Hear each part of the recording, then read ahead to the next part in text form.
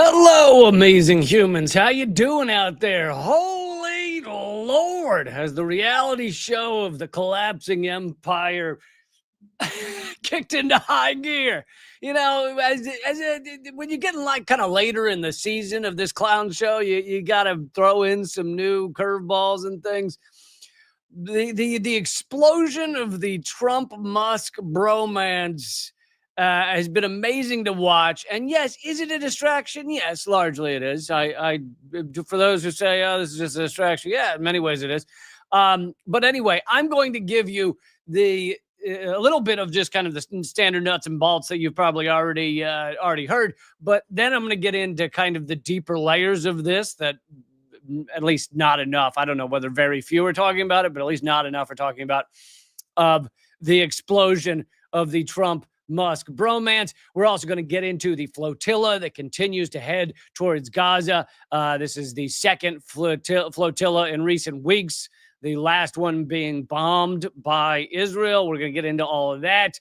Netanyahu has admitted that they've been arming gangs in Gaza to loot humanitarian aid, which, okay, sure, why not? On brand, that tracks.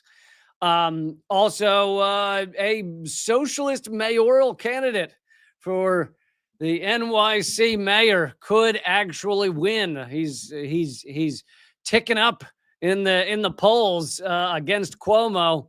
And the first round of the primary is June 24th, so not far away. I'm going to talk about that.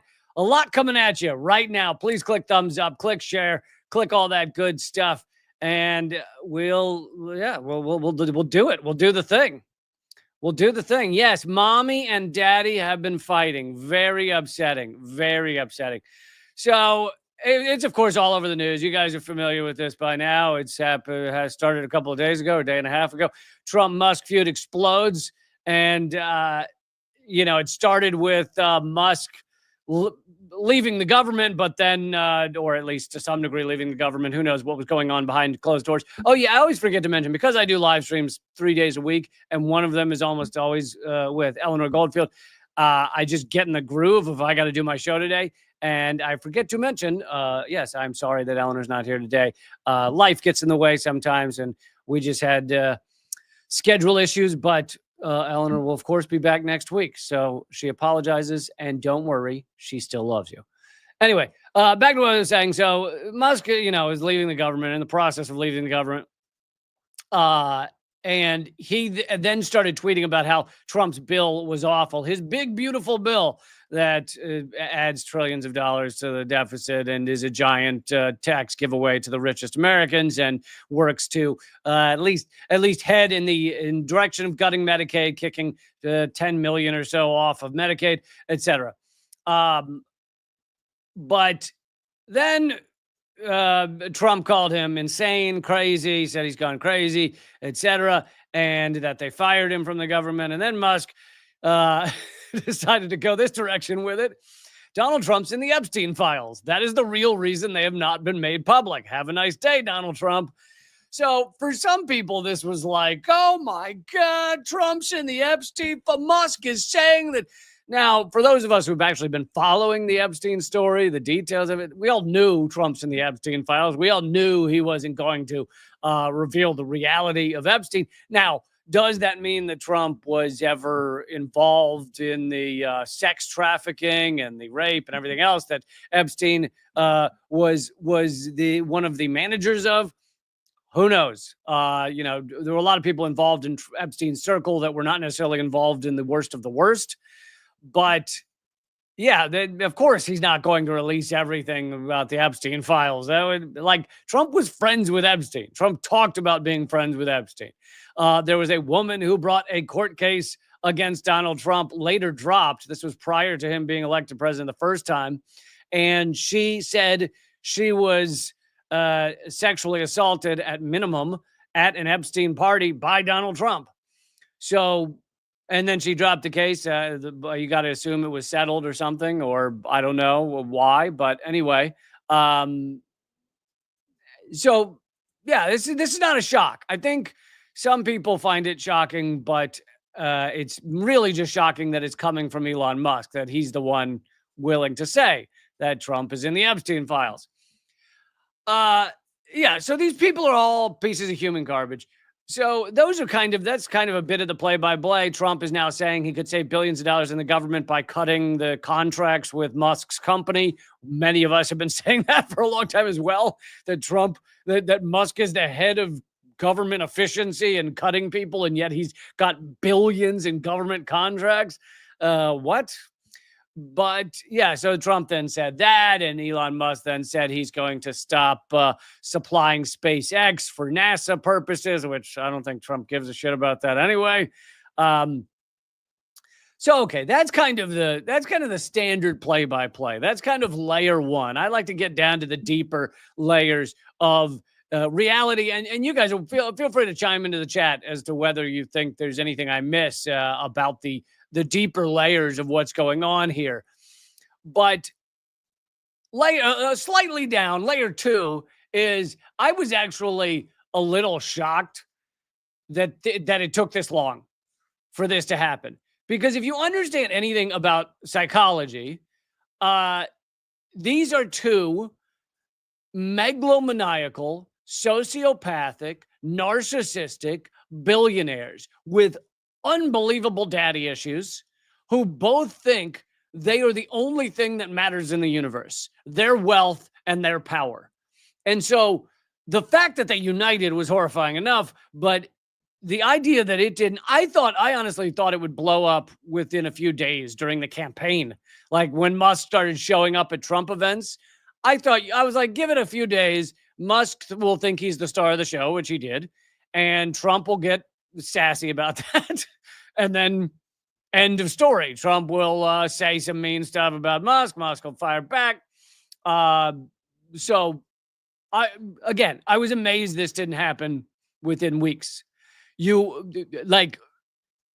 Narcissistic, megalomaniacal, sociopathic billionaires do not spend a lot of time together, and they do not usually align. Now, their interests will often dovetail, so you might have them working together from afar in a certain way, but rarely are they on stage high-fiving each other. It just doesn't happen that way. So, yeah, it took a little while, but it happened.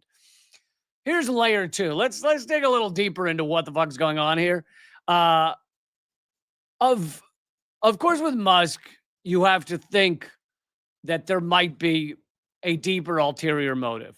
With Trump, you sometimes have to think that, but Trump is a pretty he's lying all the time, but he's also an open book at the same time.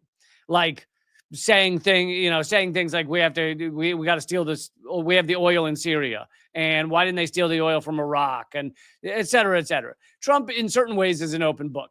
Elon Musk is always inventing a new person. He is coming up with a new reason he's doing things. Initially, when he was first promoting Tesla, it was because he cared about the environment and he wanted to do something about climate crisis and climate change. And then he abandoned all of that. And so constant reinvention, less of an open book than Trump is.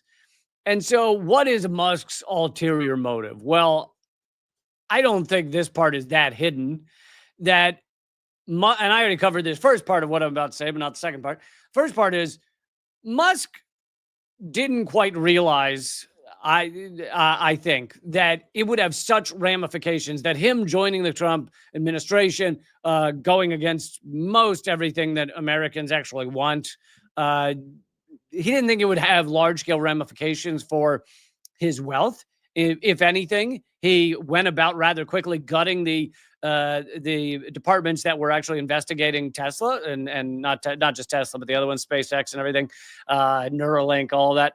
So he thought that would benefit his riches, right? If you got the departments that are investigating you, great for you. But he didn't quite seem to calculate that the pushback against him specifically would be strong enough that it would harm Tesla stock to a large extent, which it did. Tesla stock cratered, and it cut something like $120 billion from, because most of his wealth is in Tesla stock, $120 billion from his net worth in a matter of, like maybe days, but a matter of weeks at minimum and at most. And so he needed to reverse things. Initially, they tried to reverse things by just going on a Tesla promotional tour where they brought the Teslas in front of the White House, and Donald Trump said, "I'm getting a Tesla." It was like I'm going to Disney World, except just cheesier.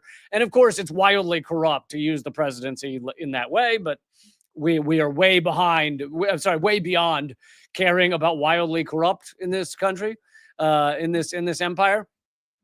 So, uh, so they tried that. They went on a promotional tour. They went on Fox News, and Trump said now is the best time to buy Tesla. All that garbage. Wasn't enough. Didn't have a big enough impact on Tesla stock. I don't know. I may have had a reverse impact where people are like, oh, this is terrifying and wildly corrupt. So Elon Musk then said he was stepping back. Okay. He's removing himself from being the face of tearing up Medicaid and Social Security and everything else. Still not really a big enough impact, but maybe a larger one. And so I don't know. This is kind of a theory on the secret motivation of Musk right here, but I think he's realized that in order to get Tesla stock to back where he wants it, he kind of needs to go like full reverse, to be anti-Trump, to try and get liberals back into buying Tesla, etc. Again, this is just kind of a theory on his deeper motivations. But if you look at this, is 1 year's worth of Tesla stock, so it's rather kind of consistent at 218 prior to Trump getting elected.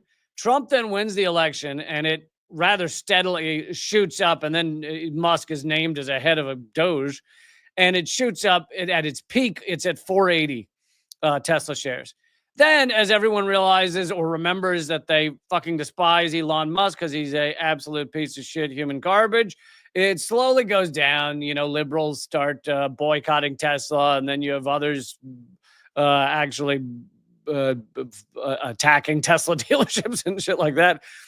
And it drops down to 240. Then that's when Musk starts to say he's leaving the government, et cetera, et cetera. And now we're over here. It was 362 the other day. It's had a few days drop because I think all the bickering, seeing mommy and daddy bicker, people worry, so they drop Tesla stock. But I would imagine that it'll, as Elon Musk, people forget how insane he looks. Maybe it'll probably come back a little.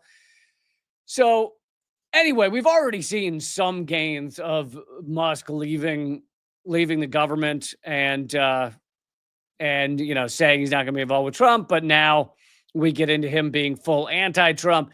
Will he go full liberal and say, oh, all of a sudden I want to help the Democrats and I care about the environment and stuff like that? Who knows?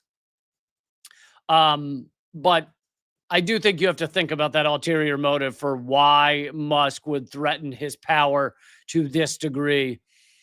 Okay, so now let's get into layer 3 of this reality, which is what's going on right now between billionaires connected to the U.S. government, really owning U.S. government, but rarely are they in the Oval Office. They usually use the U.S. government as a buffer between them and the people. But at this time, they're actually in the Oval Office. They got all these government deals with Tesla and Starlink and SpaceX, et cetera. But this is why a real democracy, like if it actually was what the people wanted out of their government, you wouldn't do this. You wouldn't align and work with billionaires so closely that they essentially are running things. Because they will always go towards the money, no matter what. Billionaire owners, now you might not always understand how they're benefiting from something, but at the end of the day, they're going to run towards the money. So that is not good for a society. It's not good for a country. It's not good for our future, any of those things, to have billionaire owners of the government. And they cannot be trusted in any way at all. And of course, they're unaccountable. They can't be voted in. They can't be voted out. Now, I know it's a little bit, there's a blurring of lines, extreme blurring of lines with Donald Trump being a billionaire and also being technically elected into that office. But it's because our government is so purely corrupt and so purely billionaire owned that there's really only a little bit of difference between the two. But yeah, democracy is done. I mean, this kind of proves it. And our government is completely owned by billionaires, and billionaires will run towards their money no matter what. Layer 4 of this reality show blow up is that this is simply what a collapsing empire vomits up. And I had said that about Donald Trump. I said it about Joe Biden walking around with dementia as well. Collapsing empires vomit up absolute garbage as leaders, absolute garbage policy that does not benefit their people. And that's what we're seeing here. It's just garbage. It's just every time you hear them announce we're going to make sure that older people have to work longer and don't have health care, you should just hear this noise. Because this is a waning empire vomiting up absolutely useless human beings, the worst of the worst, whoever can keep the reality show going the most. I mean, Donald Trump is the perfect example of whoever's the most entertaining, basically, will run things. Which is so sad. And what do people find entertaining? They find fucking train wrecks entertaining. Okay? That's what they find entertaining. Goddamn train wrecks. And so we would, if it was possible, the U.S. populace would probably elect a literal train wreck, like actual trains crashing into each other. Which, by the way, if you haven't looked up the I don't actually know what people call it, but it's the Great Train Wreck in Texas, where they like basically sold tickets to it. They had two trains, like a ringmaster of a human being, a Barnum and Bailey ringmaster, realized that he could get people excited about literally crashing two trains into each other. And so in Texas, they had a big show where they and more people than they could imagine, thousands showed up to watch the two trains be crashed into each other. And what do you know? Countless people injured, despite standing a certain distance back. Countless people injured. A few at least are killed, because when you crash two trains into each other at full speed, they fire debris pretty far. And anyway, that's what our government is now. So I hope that got it. I'm not going to spend any more time on this, but I hope they got a little bit into kind of the deeper levels of this. All right. Netanyahu, please click thumbs up, click share, click subscribe, click the bell icon. Make sure if you are already subscribing that you have also clicked the bell icon. Netanyahu, your genocider in chief. Oh no, I guess that was Biden and now Trump that we call genocider in chief. Genocider and prime minister, has acknowledged that Israel has been arming gangs accused of looting humanitarian aid to Gaza.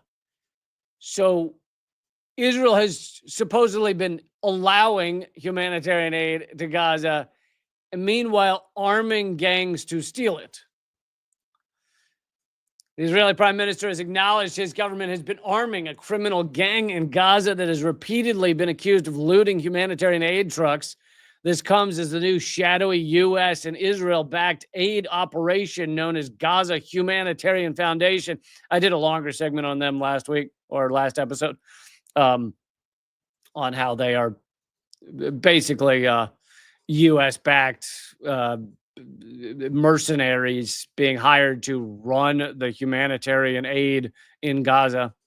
They have suspended their aid deliveries again, despite starvation spreading in Gaza. Some aid was briefly distributed on Thursday. Palestinians described risking their lives to receive a small portion of food aid. They were then fired on, and several were killed. The UN is warning that acute malnutrition among Gaza's young children has soared in recent months, with more than 2,700 Palestinians under the age of 5 diagnosed. Meanwhile, the WHO has called for a halt to what it calls the relentless and systematic decimation of hospitals in Gaza. I don't know if you can find anyone who supports Israel anymore. I know in Israel they do. 82% say the ethnic cleansing should be completed. And I'm going to show you some clips of Israelis talking about that in a few minutes. But I don't, You are absolutely like it. This shit is over, man. It is over to think that you should support Israel in any way. It's absolutely repulsive. I'm going to get back to more on Israel coming up in a few minutes, but I didn't want to do the thing I always do where I spend 45 minutes on Israel and then don't have time for anything else. So let's get to some sort of other stories, then we'll come back to Israel in a few minutes. Trump has revived his travel ban. He has barred citizens from 12 nations in a move that has been decried as devastating. And let's see which 12 nations he is banning from coming to the United States. See if the United States has had any impact on these nations as I read them out. Afghanistan, Burma, Chad, Equatorial Guinea, Eritrea, Haiti, Iran, Libya, Somalia, Sudan, Yemen, and Congo.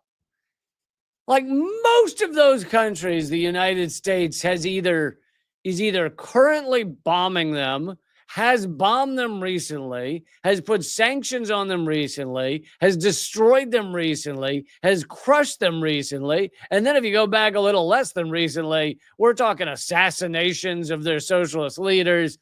Just again and again, the United States has efforted to crush these countries. And yet here we are being like, we need to stop them from coming to the United States because they're bad people. Their countries are bad. And by the way, even if you want to say that a leader of one of those countries or leaders like the Taliban are bad people, who is it that wants to come from those countries to the United States? Almost exclusively. People fleeing those countries, trying like the refugees, people that are struggling. That's who's coming. And Donald Trump is like, I'm just outright banning. Doesn't matter who you are. Doesn't matter whether you need help. Doesn't matter why you would come here. Just outright banning you from coming to the United States. But of course, as we mentioned before, he's a sociopathic, megalomaniacal narcissist. So what's it matter to him? Little surprised he hasn't done it earlier. Okay, let's move on to the socialist candidate in the New York City mayoral race. And you know, I don't cover a lot of electoral politics, but if someone's surging in the polls before an election and they've got a shot and they're actually good on Israel's genocide, meaning calling it out, and they're actually good on a few other things, and it happens to be one of the most powerful cities and most powerful mayor positions in the world, then seems like worth talking about.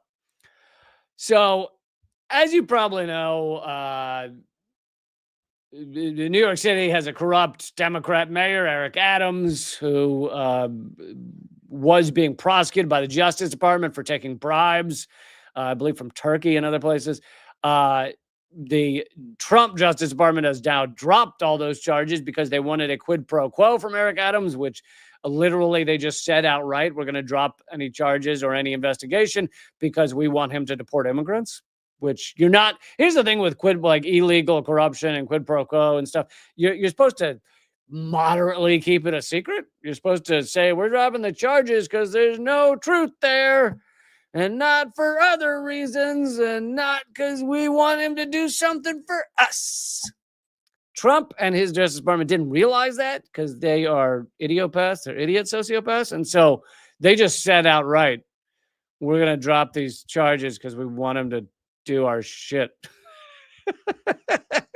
Again, Trump is kind of refreshingly on the face. But anyway, here he is in the debate against Cuomo. So now Cuomo is leading in the poll. He has been leading for a long time, although Cuomo was kind of destroying all the others in the primary. This is Zoran Mamdani, and It was a debate with a bunch of people, so it wasn't just the two of them, or otherwise there'd probably be a lot more clips of their interactions. But anyway, here's one clip. Washington, no experience in New York. I hate Instagram so much. Bills, that's all he's done. He has no experience with Washington, no experience in New York City. He would be Trump's delight. All right, brief response, Mr. Mamdani, then we have to move on. Look, it's true that I don't have experience with corrupt Trump billionaires who are funding my campaign. I don't have experience with party politics and insider consultants. I do have experience, however, with winning $450 million in debt relief for thousands of working class taxi drivers and actually delivering it to the working class people. Thank you, Mr. Mamdani. So as you can hear, they don't generally get a lot of time to talk, but when there's that many people on the stage, and they don't really want him talking because he's not what the establishment, right or left, wants. But he basically obliterated Cuomo in this debate.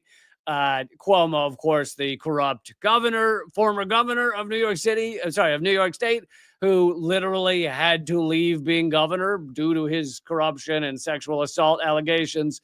And now he's going to try and be mayor because, let's bring him back in. And apparently people are like, oh, yeah, that corrupt guy. Well, he seems kind of less corrupt than maybe the thing we had before that was corrupt. So it's all shades of corruption.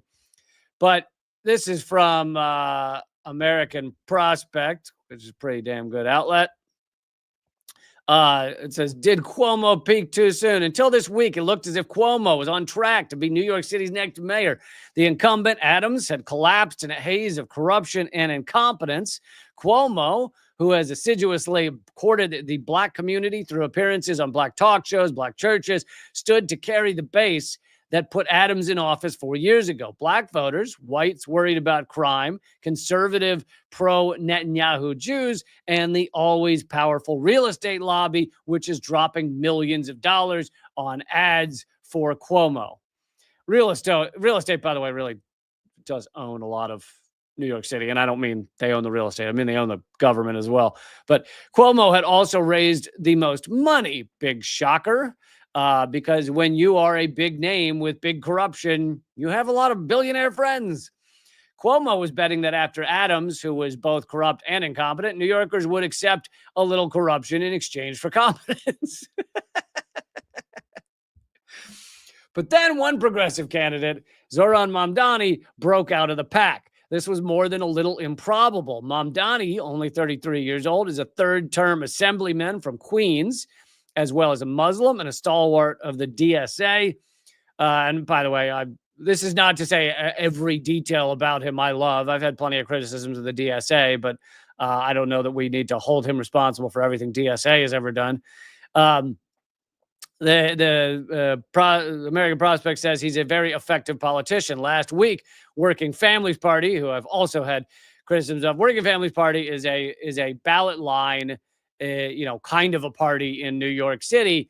However, they almost always endorse like the mainstream Democrat. Like they'll try and push for like a primary, but then when push comes to shove, they endorse like Biden or who are like for president or, so it's like, if you're going to stand for stuff, you should really not just at the end of the day go, just vote for that garbage Democrat. But anyway.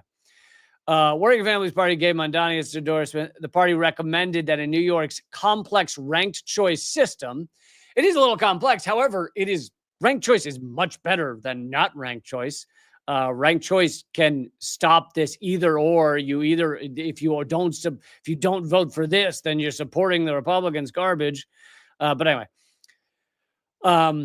they did not recommend voting Cuomo second either. So they basically did not recommend voting for Cuomo at all.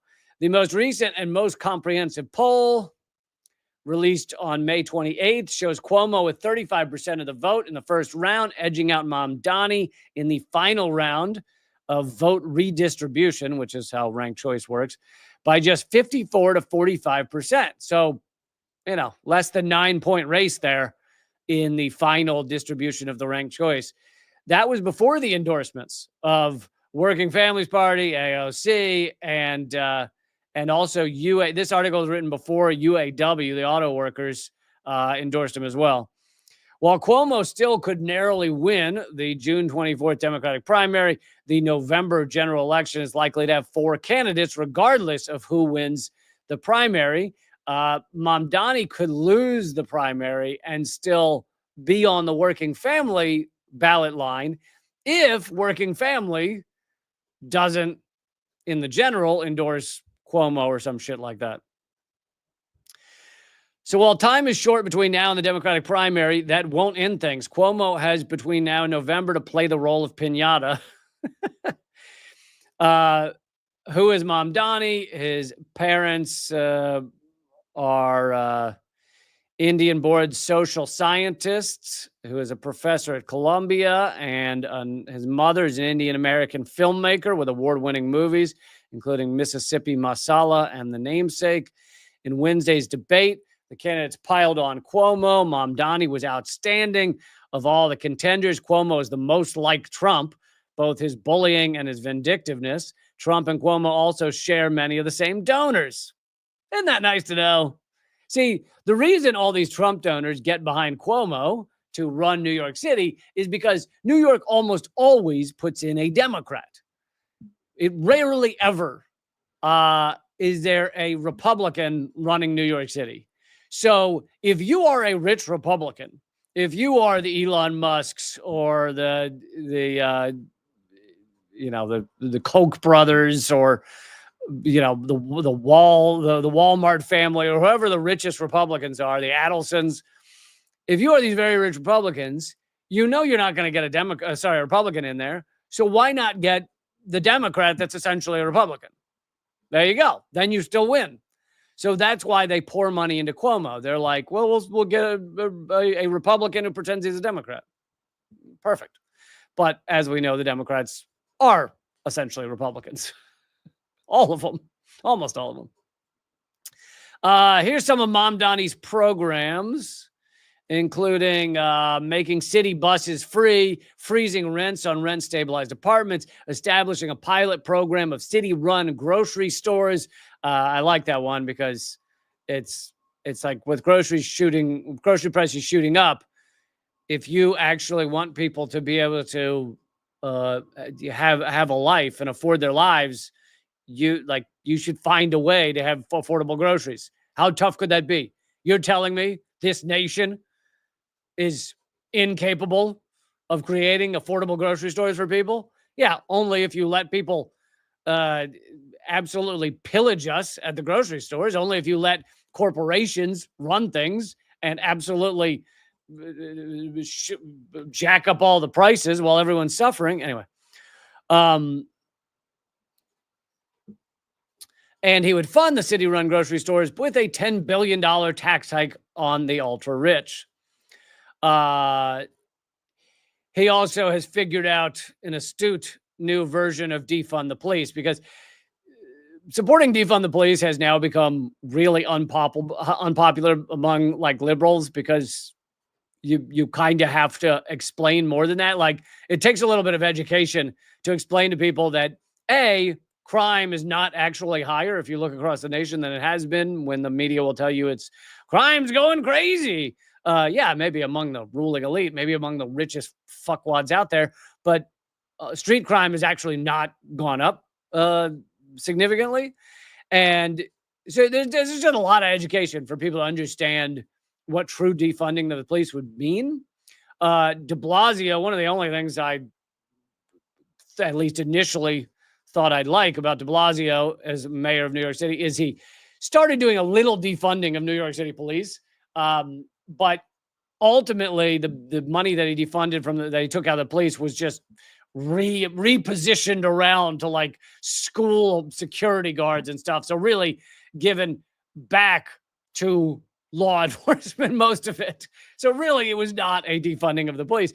But on top of that, the police are so powerful in New York City that they all started just fucking up de Blasio's whole system, which they are incredibly powerful. And so anyway, Mamdani, to avoid that trap, has come up with keeping the police funded, but reserving them for real criminals and adding mental health counselors for domestic disputes and similar situations. that are often just inflamed by cops. Now, I've done a lot of segments on how if you're talking like actual real criminals, it's the number of cops that actually deal with that kind of shit, tiny. Most, like 99% of what cops do is walk around harassing people, trying to find some almost non-existent reason to arrest them. It is not chasing down axe murderers. Like, that shit can be done by investigators in offices rather than sending meatheads with guns to deal with it. But anyway, the devil's in the details of such a program. Like, if you actually stop sending out guys with guns on the majority of calls, because the majority of calls can be done by mental health workers. And if you look at the pilot programs in places like Oregon, these mental health, squads, whatever you want to call them, not like non-armed, non-cop mental health squads that are sent to things. The vast majority of the time when they show up on a whatever it is, they don't have to call the police with the guns. They're able to handle it themselves. So far, despite thousands of interactions, there has never been some, horrific, like one of the mental health people getting killed or something. Now, if you have millions of interactions, sure, inevitably, but that would go for that goes for firefighters, for God's sake, like it goes for anything. But they've been a huge success in the places where they actually are willing to send out mental health professionals rather than cops on the calls that it's necessary. Dinner with Franklin wants to know, don't cops solve like all of the crimes? I think that's a sarcastic question. No, no, they don't. It's something like police solve like 4 out of every 10 murders, I think, maybe less. And that's the highest of all crimes. They solve like 0 of like so many others, like car thefts and stuff like that, unless someone just keeps driving around with the car all day. But if they, actually steal a car and chop it up and leave it, those are solved like 0% of the time. But they need us to believe that they're solving them all to justify their job. God, I could get into the weeds. I could do the next hour and a half on this. But it also depends heavily on how we define crime. If you just want to say, oh, crime means the guy on the street pointing a gun at you and saying, give me your wallet. Okay, then if that's how you define crime, then that's one thing. But when we say, do they solve crime? How about all of the corporate crime? How about wage theft? Wage theft by corporations steals more money from Americans across the country every year than street crime could ever hope to. Okay? What about all the money being stolen from regular people on Wall Street, just by corporate executives, just in a myriad of different ways? Like, the larger crime, tax loopholes, etc., is not even touched by actual police, even if it were actually prosecuted, which it's not. So we just run around saying, oh, crime is like, when people say crime, that, oh, only the guy on the sidewalk is crime, even though far more is stolen from people another way. Anyway, I did segments, I can't remember, a couple of weeks ago, on how crime is actually down. If you talking about several decades, over the past several decades. And yet, if you watch Fox News or CNN or something, Fox News is worse than the others, but you'd think crime was up. You'd think crime has skyrocketed, but it has not. Okay. Like I said, I can get deep into that for hours, but there's also the tricky question of the Jewish vote. And by the way, Mamdani, as far as I've seen, has been excellent on calling this a genocide, on calling out free Palestine, on saying there needs to be a free Palestine, etc. Like, from the beginning, it didn't, as far as I know, it did not take him, months for him to decide maybe a genocide's a bad idea. Anyway, so that's a big thing for me in terms of whether anyone's actually worth voting for. But a recent poll conducted found that among Jewish voters in New York City, which has a lot of the Jewish people, Cuomo had 31% of Jewish voter support. Mamdani had 20%.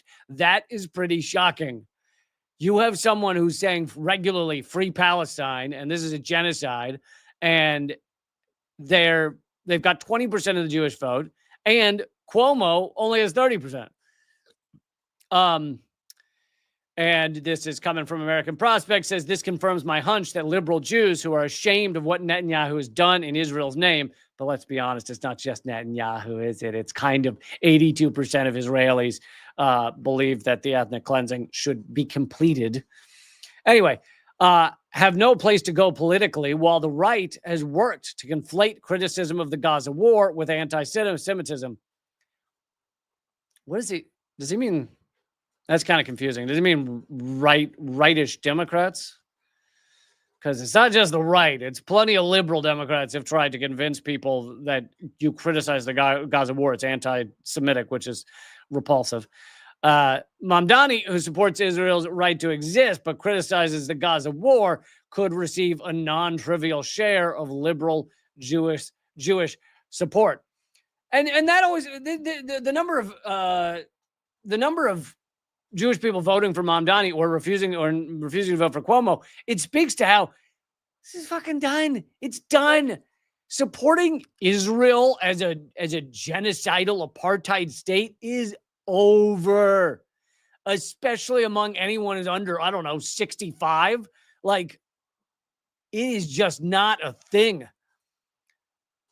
Oh, sorry. One more thing here. Mamdani had such obvious momentum that the party, I think they mean Working Families Party, decided to endorse him anyway. For now, there is a growing consensus among party leaders, Working Family Party, that Mamdani, with a very strong ground game of 29,000 volunteers, can actually win the Democratic primary. So if you're in New York City, which I used to be for years and years, if you're in New York City, might be something to really get behind and support, because I think I can sum it up with fuck Cuomo. Just sum it up with that. I think that sums it up. Okay, let's get to the flotilla for a few minutes. So this is the second flotilla in recent weeks, right? To aid flotilla to try and go to Gaza. And this one has some well-known people on it, including Greta Thunberg and what was his name? The actor from Game of Thrones. I played a clip of his the other day. He's awesome. Cunningham is his last name, maybe. But I played a clip the other day. He's great. And a member of EU Parliament. The boat only fits 12 people. It's only got 12 people on board. And member of EU Parliament on there. And Liam Cunningham. Thank you. Thank you, Robin and Kurt, for reminding me.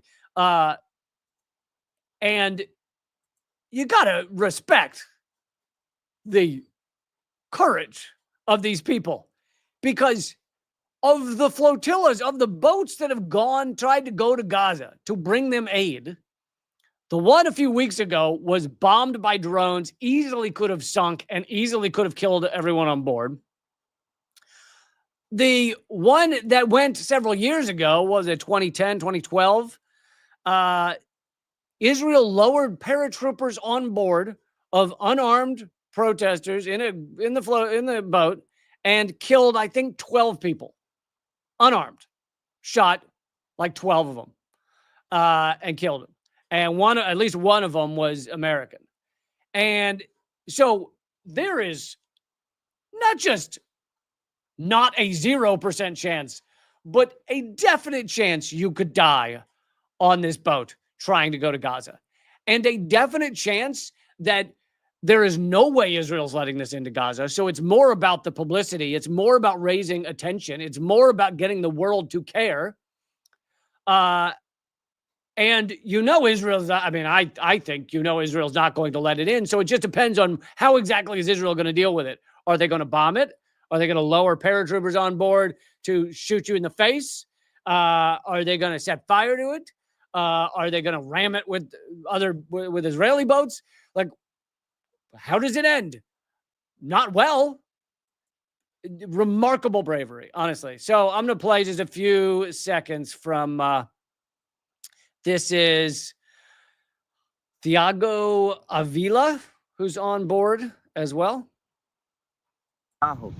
And any other oppressive regime throughout history, they actually fear the people. We do not fear them.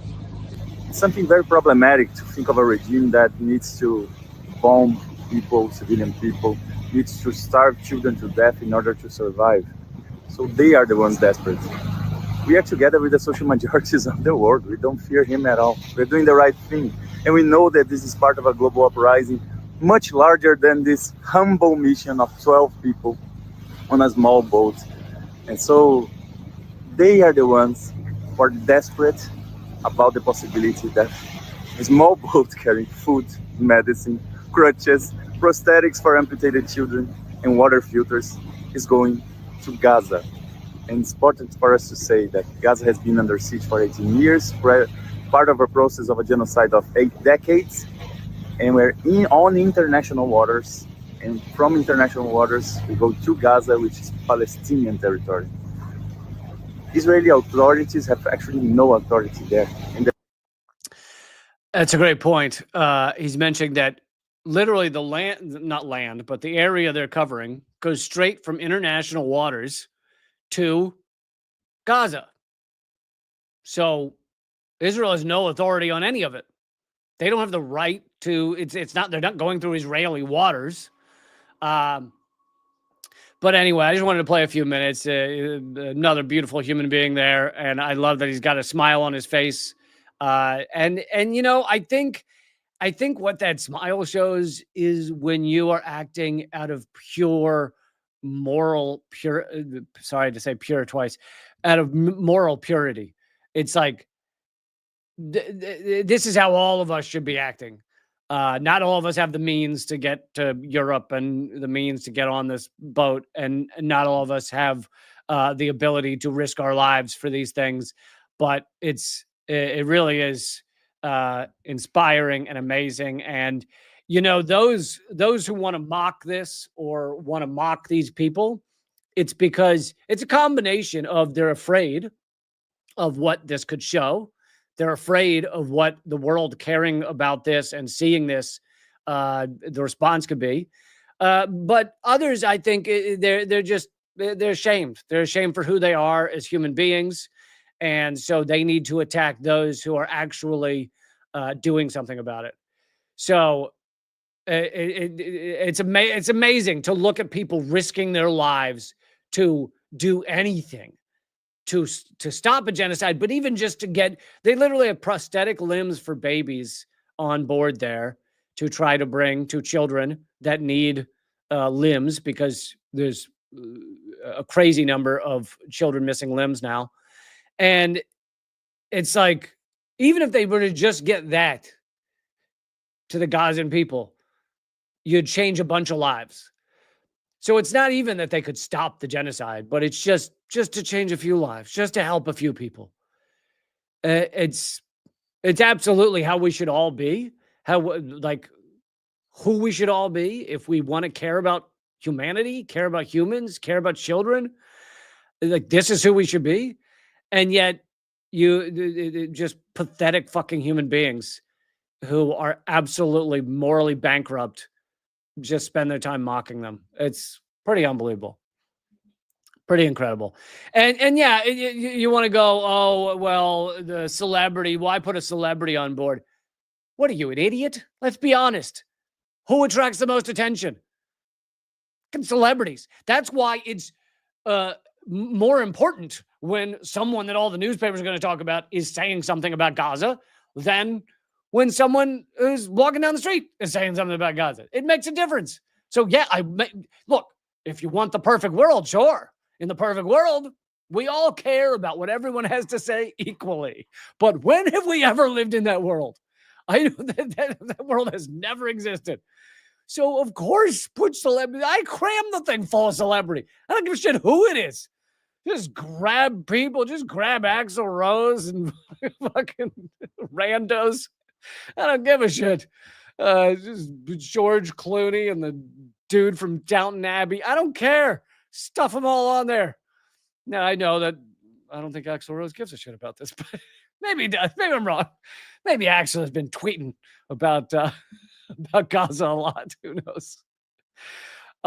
Yes, David says we need the Hulk. I assume you're speaking about Ruffalo, who has been great on. He's great on Gaza, but he's great on so many things. He's awesome. All right. So what are you commenting here, Christian?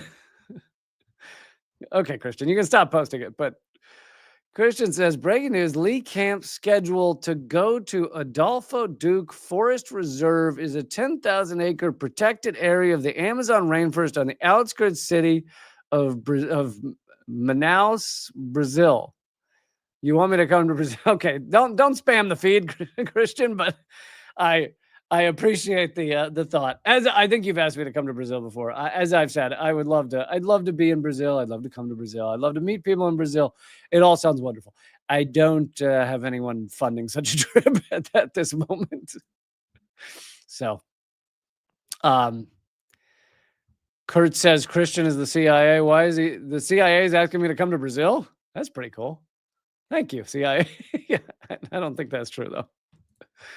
And I got so into that video and into talking about the flotilla that I have not yet mentioned that they have already had a detour on their trip because they were the only ship that was in the area to save Libyan refugees. I think I posted initially, there was some post about it being Sudanese refugees, but I think it was Libyan. And yeah, back on course to Gaza. By the way, Al Jazeera is doing like a tracker that tracks their progress. Let's see. Amnesty International also said there's no justification for blocking the aid to Gaza. So yeah, here it is. While crossing international waters, the Madeleine, which is the name of the flotilla ship, received a Mayday call. It came across a distressed vessel, which could have sunk and killed everyone. It had 30 to 40 people trapped on a deflating dinghy. The Libyan Coast Guard. Now, as you know, we destroyed the country of Libya. We put in, we didn't really put in anybody. So it became just competing warlords in Libya. And so now there are warring groups within Libya. And this Libyan Coast Guard belongs to Tariq bin Zayed Brigade, the Tariq bin Zayed Brigade. And I don't know a lot about them. I don't imagine they're wonderful people, but who knows? Anyway, they showed up at a similar time, and 4 people jumped from the dinghy to escape the Libyan Coast Guard. And the Madeleine took them on board and basically saved their lives. The Libyan Coast Guard vessel then took all the rest of the people back to Libya. Which you'd love to think that it's saving them, but in fact, there's a reason that there were people jumping off the dinghy rather than wait for them to come to the dinghy. Anyway, so the Madeleine has already saved lives. Didn't take long. Apparently, all you have to do is have a boat and be out in the Mediterranean. You'll end up saving human beings' lives, because a lot of the European states and Middle East states, they don't want to save those people. They just figure they'll let them drown. Now, the question becomes, what happens to the 4 people that the Madeleine saved? I don't know where they go, where you find a country that lets them in. Because apparently we've all lost our souls. That's seems to be what's happening. Anyway, keep tracking the Madeleine, keep talking about it so that they cannot be killed in the way that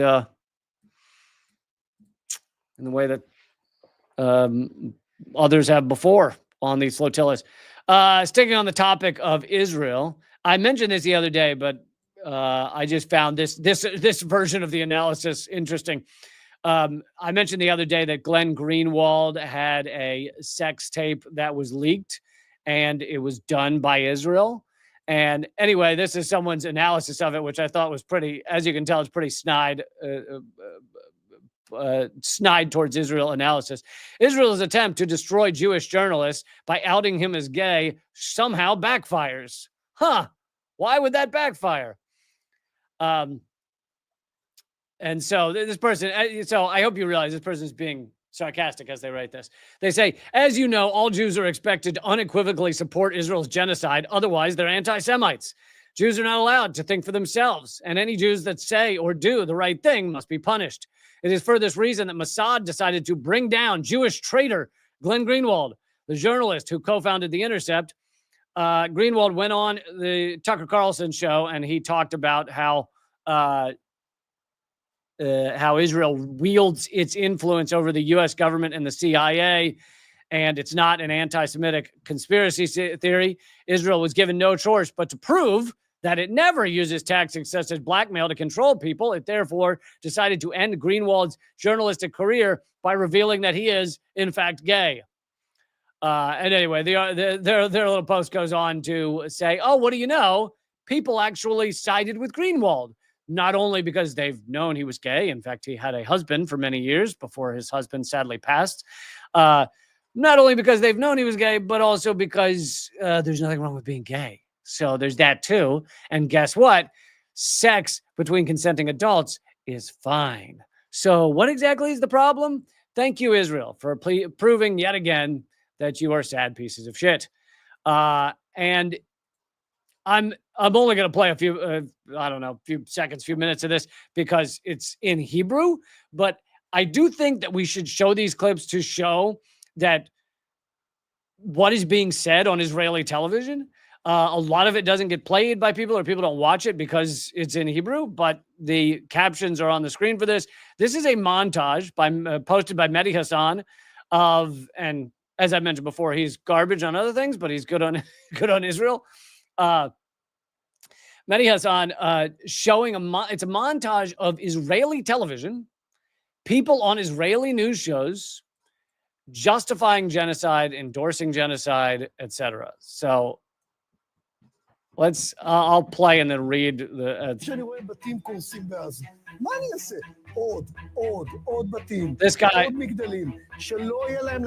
This guy is saying more and more houses should be burned, knock them down. I only sleep well when houses are being collapsed in Israel. This woman says, we didn't need a disaster to happen in order to understand the Palestinians are an unnecessary group, basically genocidal language. To understand that there should be a second Nakba. Obviously, Nakba killed an unbelievable number of people to make room for Israel. This guy's saying, you open fire, shoot at civilians. Of course, they're not civilian. This is from Israeli news shows. I think that the first time we see the images from Gaza, this guy says the bombings of the buildings and the bodies. I say, who cares? It's not enough. So why not? It needs to be stronger.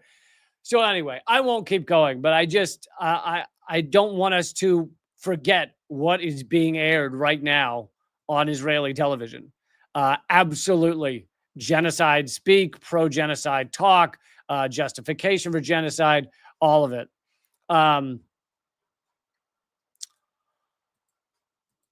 Okay, let's see. I got to wrap up here in a minute. But I don't know. I'm just really excited about the bravery of so many of these people speaking out against Israel, speaking out against this genocide, even when it's risking their careers. It's for some of them, it's risking their college education. They're risking their right to stay in the country, and yet it's not fazing a lot of people.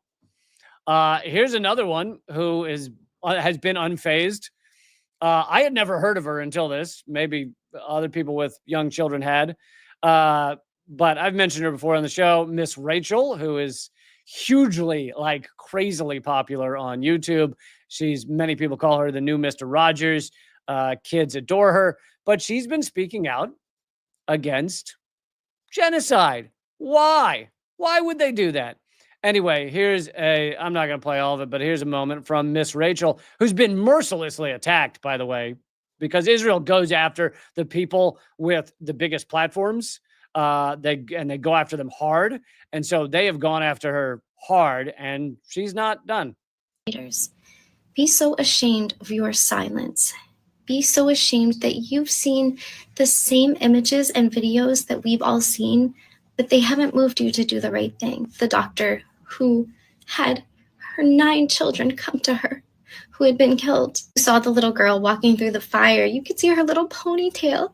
Be so ashamed that you normally speak out for human rights. You normally speak out for children everywhere, but you won't now because they're Palestinian. Be so ashamed of your anti-Palestinian racism. So ashamed that you don't see Palestinian people or their children as the same as us and our children. You think their babies don't like peekaboo and don't smile when they see someone they love and don't cry the same. Be so ashamed that your constituents are begging and pleading for you to say something and do something, and you just ignore us.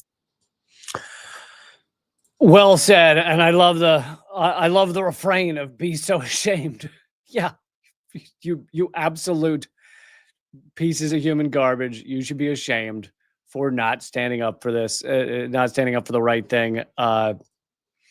And I find people like her particularly impressive because their careers are built on something that is completely separate from this issue, largely, and they can be collapsed if certain platforms deplatform them, or certain people come after them, or certain industries, certain agents drop them. I would like to think what I do is risky because I am incredibly censored and suppressed. However, I will say I built my career on doing the same thing. Like I haven't changed in 20 years of doing this. So it's different than someone who's not known for being political, caring about the horror show of the U.S. empire, etc., and willing to speak out about it despite all the people coming after them and all the people trying to make sure they stop speaking out. All right, I'm going to close out with this. But let's see. There was no Unredacted Tonight this week. It was our week off. But next week, we'll have another Unredacted Tonight. And thank you so much for being fans and supporting the show and everything. Big announcement coming up next week as well. But please click thumbs up and click subscribe. But I want to end with a quick, this is an addendum to a story I did last live stream or one before that about Palantir and the connections between Palantir and the Trump government and what, Palantir is a weapons contractor, etc. But created by Peter Thiel. But Whitney Webb summed up some extra facts about this. She said, Palantir is not a military contractor. It was a company created to privatize and house the Bush-era neocon-run surveillance program, Total Information Awareness, housed previously at DARPA, and put it under increased CIA control. So her point is they're not a military contractor. They just are the CIA. That's what she means by that. She says the Total Information Awareness program was shut down by Congress because it would have eradicated the constitutional right to privacy. But Palantir has accomplished that and gotten away with it because it is in the private sector. Basically, Congress doesn't control them, so they can do it. Palantir's earliest funder, besides Peter Thiel, was the CIA. Palantir's first client for its first several years as a company was the CIA.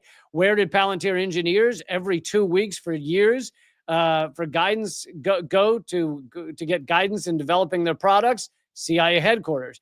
Palantir originally intended clients per CEO Alex Karp was the CIA, meaning Palantir was the CIA, was half created by the CIA, and was going to the CIA as their main client. If there ever was a CIA front company, it's Palantir, though Peter Thiel has quipped that the CIA is a front for Palantir.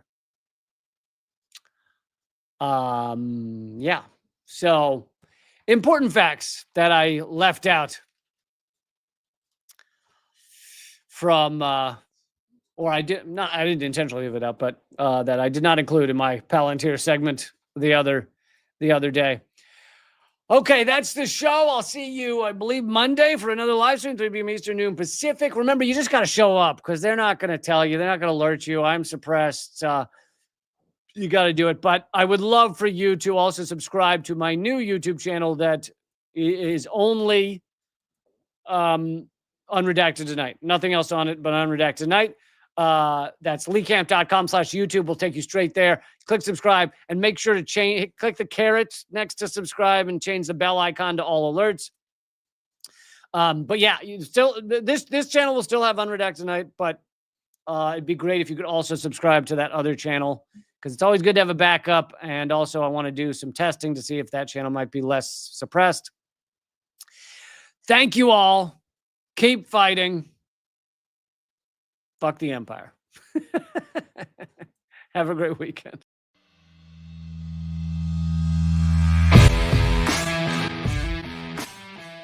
Well, brother, I salute you, though, man. You're one of the few that bring together this tremendous artistic talent and still be in such deep solidarity with oppressed people.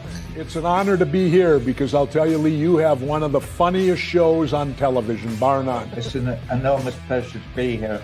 While I was waiting, I was leafing through your wonderful book. The same to you. I love your show. Be happy to come back anytime. Lee, this is one of the great honors of my long career, just to be in the same earth with you. I'm sure. We're just so blinded. We have so many blinders on because our society doesn't want us to know things.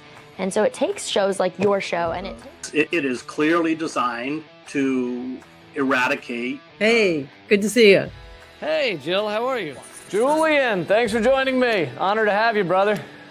Consumerism is a theory that people should behave this way to help each other. It's not. Mr. George Galloway, thank you so much for joining me in these dark times. Always a pleasure, my friend.